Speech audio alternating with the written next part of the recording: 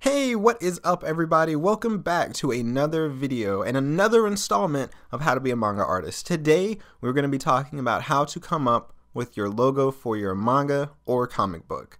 So let's get started.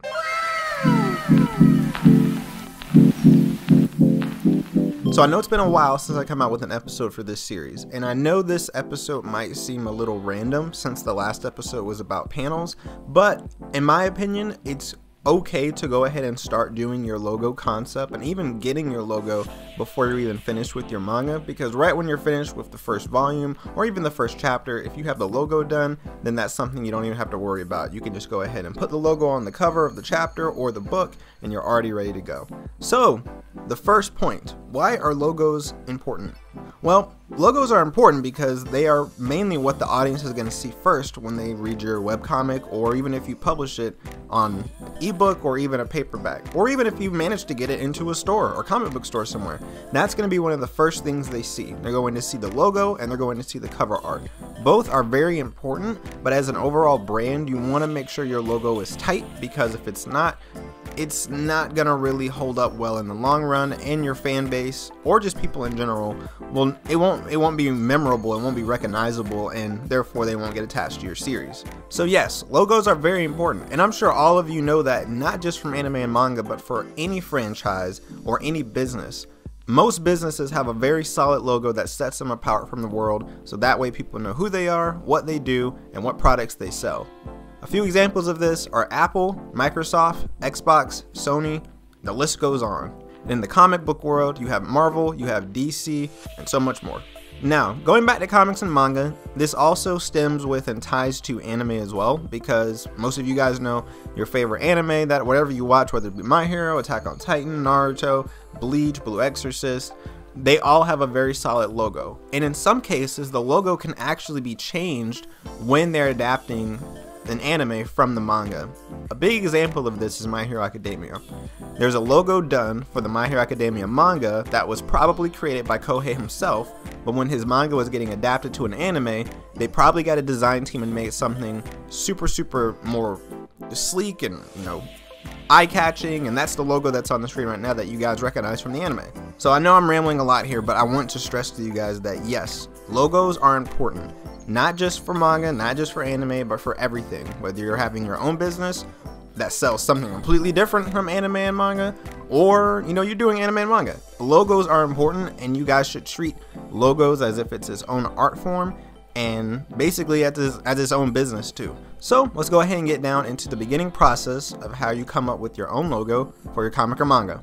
Learn how to sketch thumbnails, because this correlates not just with logos, not just with comics. It correlates with anything you're dealing with for design. There's always going to be thumbnail sketches. When I was in college, they made us sketch 100 thumbnails of what we wanted our design logo to be, or our company logo, and then we had to narrow it down to 5 of them, and then we had to narrow it down to 1.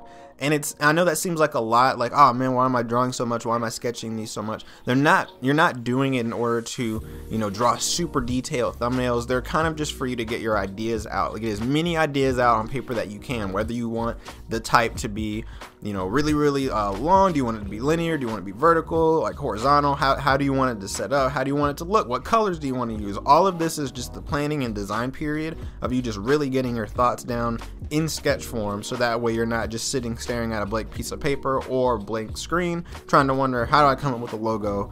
I don't know where to start.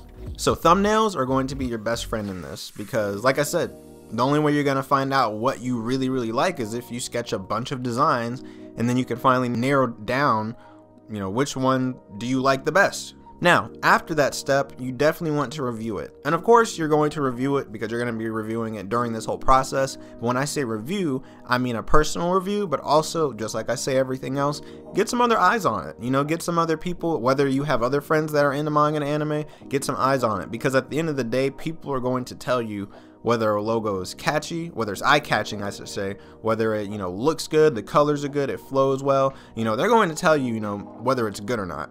So now that you have your thumbnails done, whether it's done traditionally on paper in a sketchbook or you have it digitally, you know, on your tablet and it's in files and stuff, it does not matter which one you do. This is the next step, you know, and I get a lot of questions about, you know, how do you make your logos? What software do you use for this stuff? Because like I have no idea. So let's talk software. So for me personally, I work for my logo design. I work in Adobe Illustrator, but also in correlation with Clip Studio, because there's some things that I like to do in Clip Studio that can be done in Illustrator. It's just harder to do in Illustrator, if that makes sense. So I'm gonna roll a video of my process on how I actually make my logos in Illustrator, transfer them over to Clip Studio, and then transfer them back over to Illustrator for just some final touches, and just, you know, for an example logo that you guys can kind of see what my process is, and it's really not that hard, guys. So first things first, once you have your idea sketched out, your thumbnails, let's say you find that one idea and you're like, this is how I want to do it, this is the layout I want to do it in, here are the themes, you know, let's go ahead and get started. The first thing you got to find is a font. Now, a lot of people, I'm not saying you can't make your own font, I'm not saying you can't design your own logo from scratch. Just working digitally, it's going to be so much easier to find a font that you want to use as your base, because then you can manipulate that font, you can draw over it, you can customize, you can cut it up, you can do whatever you want to it, and then, you know, then you can work on your logo from there. Luckily for me, I have this font that I've downloaded, and I can put it in the description once I find the name of it again, if you guys want to download it for something, because obviously it's a free font. This one actually had design elements already incorporated into the font, but imagine kind of while I'm working on it, imagine that it didn't. Imagine that I just picked a standard font, which is normally, you know, something very bold. Obviously, depending on what you want to try to recreate, you could use like an impact font or something that's very bold and comic book like as your base, and you can add illustration elements to that while you're working on it to really customize it to kind of however you want your logo to be. Now I want to preface this by saying I did get inspiration from Promised Neverland, not really the logo, but more of like the overall theme. I love the kind of foresty vibe that the beginning of the anime started out with, where, you know, they're kind of at home, you know, there's a forest around them they play in. It was very colorful, very beautiful. Like it was amazing. I love that peaceful element, and I want to kind of replicate that peaceful element within this logo. And like I said, this logo already had the leaves on it already, but if it didn't, I would have added them myself.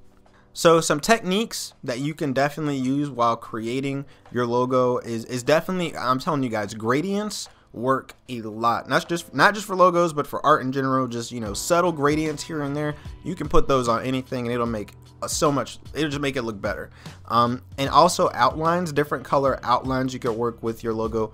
It'll make it pop just a little bit more. They don't have to be black. You can play around with different colors and play around with like multiple different outlines. For this logo, at the end of everything, I'm pretty sure I had 3 outlines. I had a base outline, which was black, another outline which was just kind of beige, goldish color, and then a final outline that was white. So I used 3 to really kind of make it look a little bit more bold, maybe almost like a sticker almost, because, you know, at the end of the day, if you want to print out stickers for your manga and stuff, you want it to look like this anyway. So I'm not saying you have to use a white outline or black outline. Like I said, play around with the color, do whatever looks best for you and your color palette, but outlines and gradients definitely can help you out a lot.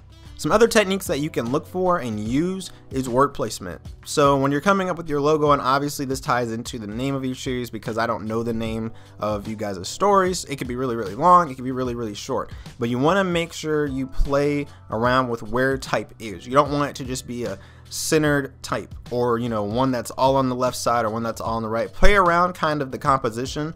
So for this one, I played around with the composition. I had logo really, really small in the top left part, and then I have font or test. That's my bad. It was test. Logo test. That way, it's a composition of the words itself, and like it's contrast of the words itself. So you have a very, very small, you know, type, and then a very, very big one. So that way, people will look at it and they'll be like, you know, whatever this could possibly say, you could put whatever you want word-wise here. It would work and it would look cool. But you could also put the smaller text in the middle, or you could put it on the bottom left or bottom right. There's plenty of places you could put like text and stuff for your logo to kind of make it look a little bit more sleek, a little bit more modern, or a little bit more old. It just depends on kind of what feel you want to go for. A prime example of this from myself personally is with my old logo. So on the screen is my old logo for Chikara. Most of you know this logo because this is the one I was using for years, and, you know, it was good. I made it in college. It was, you know, unique, it was modern, it was different, whatever you want to call it. It worked for the moment. But as I got older and got more into design and I looked at it, I realized like, you really can't see Power of God at the bottom because it's kind of being washed out by the greenish color, and people kind of have to really look at it to see. And I was like, I can do better. And for those of you that saw the release of the new logo, which is just the updated version, I really went in, like I said, I used some gradients, I used some outline mechanics and techniques. I added the subtitle down in the bottom right. You know, I made it a little bit smaller, took off the outline for some stuff, and added some. I really made it look a lot better, and now it's easily more readable, and the design looks a lot better for it. So don't be afraid to change your logo as many times as you need to before you put it out officially. I found that out the hard way. You know, I had a logo originally for 3 years and I had to change it. You know, that's just something I had to do personally. It needed to be done. But for you guys, I'd rather you guys do all the changing, the tweaking, the mess ups, the mistakes in the beginning, and then you put out a solid logo that you love and that your fan base can love. I'm telling you, I know it's intimidating, and I know for some of you guys that are younger, you might not have access to Adobe, you might not have access to Clip Studio, you might not even have access to just basic, you know, design stuff to where you can kind of figure this out. I know it's stressful. I know you have to probably do a lot of your logos by hand if you're working traditionally, and even if you do have digital stuff, you might just not know where to begin. There's tons of videos out on YouTube on how to make logos. Obviously, I'm not the first one to do it. I just kind of catered this video more towards the anime and manga community because obviously that's what I do, and I kind of want to give you guys, like I said, information on kind of where to start, how to start, and then from there, you know, you can research some more. You know, research outside of me. Don't, you know, come to my video and say, oh, this is the end all, this is all we can do to make logos. Definitely don't. Definitely go find some videos of some graphic designers. Listen to them talk about how they come up with, you know, corporate logos. Find other graphic designers on YouTube, even other manga creators. I'm sure there's tons of other manga and comic creators that talk about this. Find some videos as well and kind of make a pool, make a playlist of just, you know, stuff and knowledge of just learning how to do this, and then I guarantee you will come up with a logo that's, it might not be the best logo in the world, but it will be a good foundation for what you're trying to do, and it'll only get better from there. So on the screen is the final logo design that I came up with. Like I said, I got some inspiration from Promised Neverland, so I added an image just from Google, you know, that I found, and kind of put it on there on an overlay and masked it in just to kind of give it this kind of, I don't know, like a peek into quote unquote this series that's, it's not even, you know, it's not even mine, but the logo was just there. But it was just for fun. It honestly was just for fun. But here's just what it looks like, you know. It's green, it has that kind of foresty vibe, that friendly vibe, that more of a fantasy, maybe fantasy feeling to the logo, and you know, have some gradients in there. I added it wasn't a glare, oh yeah, it was a glare. I added kind of like this glare window effect in there to kind of show that it was reflective. Tons of outlines, and then at the end of it I added just a slight glow in Illustrator just to kind of make it pop a little bit more if it was on a black, you know, t-shirt like it is, or if it was on a cover of something, you know, just so it stands off just a little bit more. So guys, that is it for this video. I hope you enjoyed it. I hope you like and share this video. I really do hope that this helps you, like I said, kind of begin your journey on how to come up with a logo for your series. I really do hope that it helps, because I know it's a lot to talk about, and I know it's more talking kind of rather than showing you step by step. But as always, when I go live, if you guys want me to talk about this, if you want any more information, if you want in person, in real time tips and stuff, when I go live, when I do, definitely comment below in this video or my previous videos, depending on what you need. Say like, hey, can you cover this next time you go live? I will write it down and I will cover it when I go live. That way, if you guys really want to get more information about it, like I said, in real time, I would be happy to do that. So that's all from me, guys. Like I said, make sure to like and subscribe, share this video to your friends, and as always, keep creating, keep drawing. We're doing our best out here. See you guys later.